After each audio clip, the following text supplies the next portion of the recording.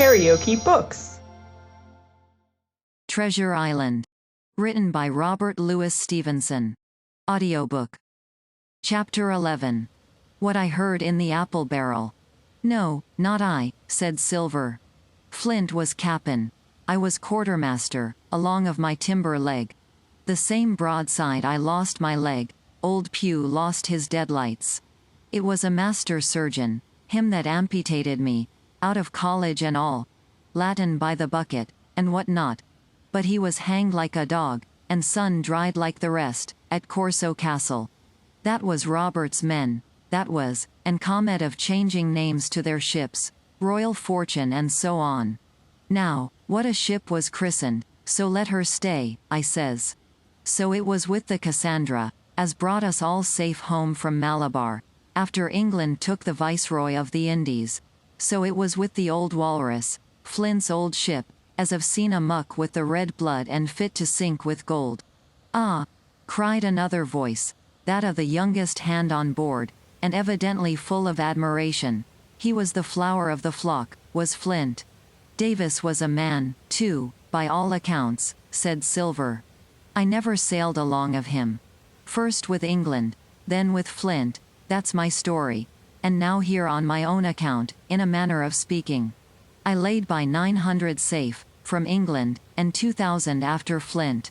That ain't bad for a man before the mast, all safe in bank. 'Tain't earning now, it's saving does it, you may lay to that. Where's all England's men now? I dunno. Where's Flint's? Why, most on 'em aboard here, and glad to get the duff. Been begging before that, some on 'em. Old Pew, as had lost his sight, and might have thought shame, spends £1,200 in a year, like a lord in Parliament. Where is he now? Well, he's dead now and under hatches, but for 2 years before that, shiver my timbers. The man was starving. He begged, and he stole, and he cut throats, and starved at that, by the powers. Well, it ain't much use, after all, said the young seaman. 'Tain't much use for fools, you may lay to it. That, nor nothing, cried Silver. But now, you look here. You're young, you are, but you're as smart as paint. I see that when I set my eyes on you, and I'll talk to you like a man. You may imagine how I felt when I heard this abominable old rogue addressing another in the very same words of flattery as he had used to myself. I think, if I had been able, that I would have killed him through the barrel. Meantime, he ran on, little supposing he was overheard. Here it is about gentlemen of fortune. They lives rough, and they risk swinging, but they eat and drink like fighting cocks, and when a cruise is done, why, it's hundreds of pounds instead of hundreds of farthings in their pockets. Now, the most goes for rum and a good fling, and to sea again in their shirts. But that's not the course I lay. I puts it all away, some here, some there, and none too much anywheres, by reason of suspicion. I'm 50, mark you. Once back from this cruise, I set up gentlemen in earnest. Time enough, too, says you. Ah, but I've lived easy in the meantime. Never denied myself nothing heart desires, and slept soft and ate dainty all my days, but when at sea. And how did I begin? Before the mast, like you. Well, said the other, but all the other money's gone now, ain't it? You daren't show face in Bristol after this. Why, where might you suppose it was? Asked Silver, derisively. At Bristol, in banks and places, answered his companion. It were, said the cook, it were when we weighed anchor. But my old missus has it all by now. And the spy-glass is sold, lease and goodwill and rigging, and the old girl's off to meet me. I would tell you where, for I trust you, but you'd make jealousy among the mates. And can you trust your missus? Asked the other. Gentlemen of fortune, returned the cook, usually trusts little among themselves, and right they are, you may lay to it. But I have a way with me, I have. When a mate brings a slip on his cable, one as knows me, I mean, it won't be in the same world with old John. There was some that was feared of Pew, and some that was feared of Flint, but Flint his own self was feared of me. Feared he was, and proud. They was the roughest crew afloat, was Flint's. The devil himself would have been feared to go to sea with them. Well, now, I tell you, I'm not a boasting man, and you seen yourself how easy I keep company. But when I was quartermaster, lambs wasn't the word for Flint's old buccaneers. Ah, you may be sure of yourself in old John's ship. Well, I tell you now, replied the lad, I didn't half a quarter like the job till I had this talk with you, John. But there's my hand on it now.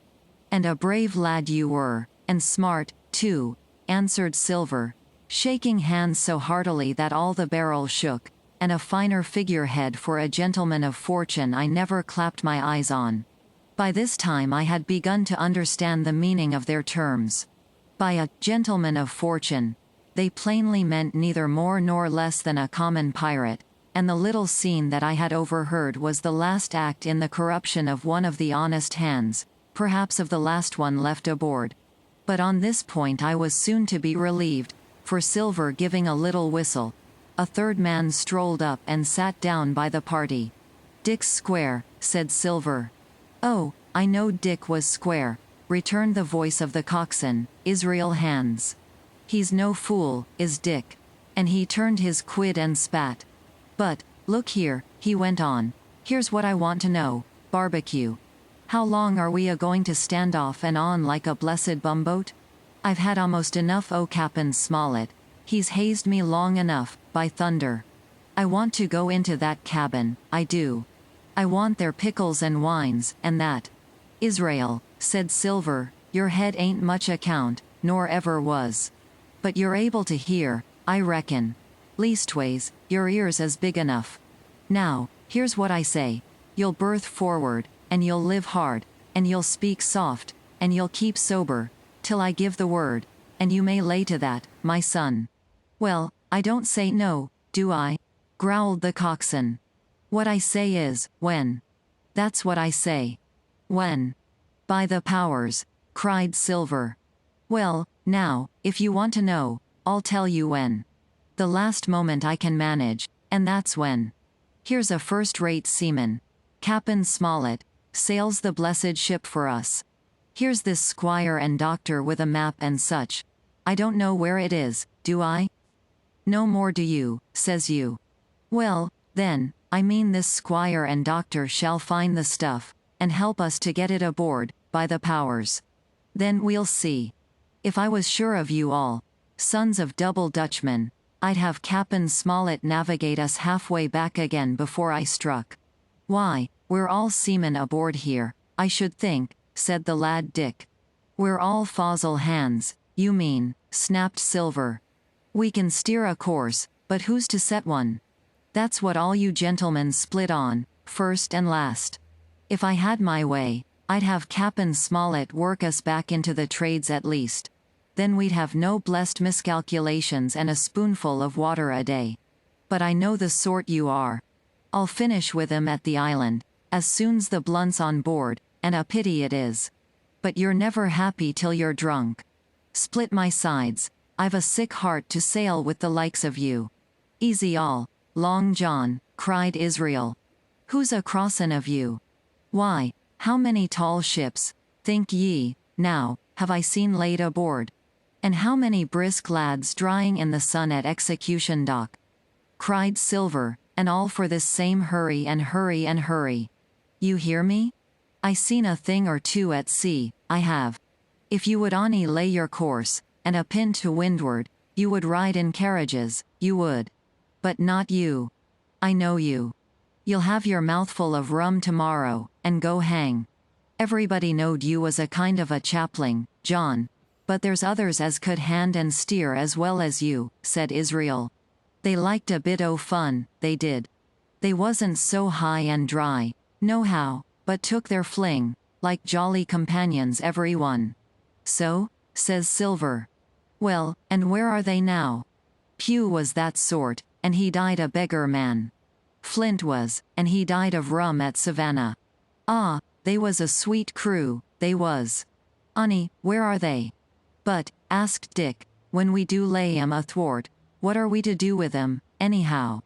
There's the man for me, cried the cook, admiringly. That's what I call business. Well, what would you think? Put him ashore like maroons? That would have been England's way.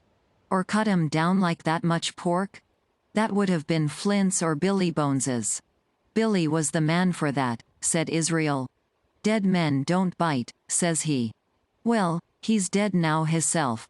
He knows the long and short on it now. And if ever a rough hand come to port, it was Billy. Right you are, said Silver, rough and ready. But mark you here. I'm an easy man. I'm quite the gentleman, says you. But this time it's serious. Duty is duty, mates. I give my vote, death. When I'm in Parliament, and riding in my coach, I don't want none of these sea lawyers in the cabin a-coming home, unlooked for, like the devil at prayers. Wait is what I say, but when the time comes, why let her rip. John, cries the coxswain, you're a man. You'll say so, Israel, when you see, said Silver. Only one thing I claim Trelawney. I'll wring his calf's head off his body with these hands, Dick, he added, breaking off, you just jump up, like a sweet lad, and get me an apple, to wet my pipe like. You may fancy the terror I was in. I should have leapt out and run for it, if I had found the strength, but my limbs and heart alike misgave me. I heard Dick begin to rise, and then someone seemingly stopped him, and the voice of Hans exclaimed, "Oh, stow that. Don't you get sucking of that bilge, John. Let's have a go of the rum." "Dick," said Silver, "I trust you. I've a gauge on the keg, mind. There's the key. You fill a pannikin and bring it up." Terrified as I was, I could not help thinking to myself that this must have been how Mr. Arrow got the strong waters that destroyed him. Dick was gone but a little while, and during his absence Israel spoke straight on in the cook's ear. It was but a word or two that I could catch, and yet I gathered some important news. For, besides other scraps that tended to the same purpose, this whole clause was audible, not another man of them old Jean. Hence there were still faithful men on board. When Dick returned, one after another of the trio took the pannikin and drank, one, to luck, another with a, "Here's to old Flint," and Silver himself saying, in a kind of song, "Here's to ourselves, and hold your luff, plenty of prizes and plenty of duff." Just then a sort of brightness fell upon me in the barrel, and, looking up, I found the moon had risen, and was silvering the mizzen top and shining white on the luff of the foresail. And almost at the same time the voice of the lookout shouted, "Land ho!" KaraokeBooks.